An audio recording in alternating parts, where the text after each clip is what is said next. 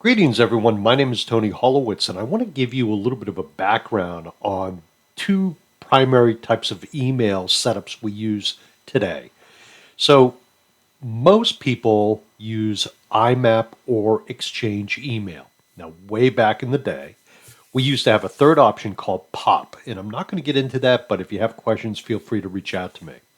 In a nutshell, when you use email today, email does not really reside on your computer. It resides in the cloud. You're just using your computer to view your email in the cloud. And when you use a tool like Microsoft Outlook, it's viewing your email in the cloud. So, having said that, a good way to think of it is like cable television. Your TV doesn't have all those shows physically on it, but it's connected to an area in which you can view those shows. Very much the same thing with email, IMAP or Exchange. So it went from POP email to IMAP, which was very popular, but now Exchange is very popular. And the main reason there's a huge distinction, in my opinion, is that IMAP handles emails only, where Exchange can deal with email, calendar, contacts, tasks, and more.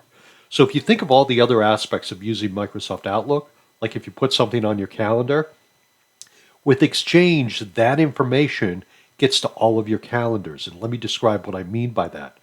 I also use Microsoft Outlook on my iPhone. So when I put a change in my calendar in Outlook, it's going to be on my iPhone.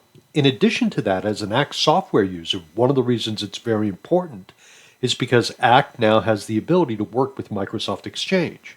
So as you put things on your calendar in Outlook, it will hit Act as well, and vice versa. Now that's relevant because if someone sends you a meeting request and it gets on your Outlook calendar, well, you want that time blocked in Act as well.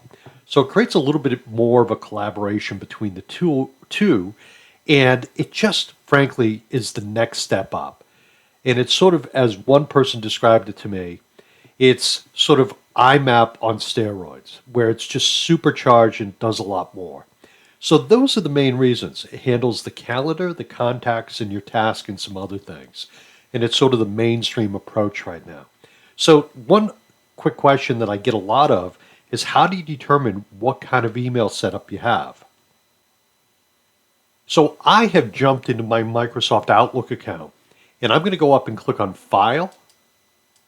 And when you do that, you see account information. It tells me it's Microsoft Exchange. And the reason that's really important is one of my tools for Microsoft Exchange is something called Shared Email Templates, and it works with Exchange only.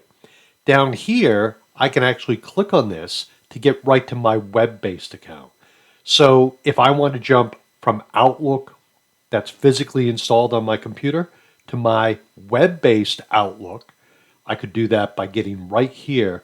And also it leads me into some other things that are related to Office. It's just a little bit of a shortcut. But this is the key, determining what kind of email you have. So if you have any questions, don't hesitate to reach back to me. I'd be more than happy to help you understand this even further. Have a great day, my friends. Bye now.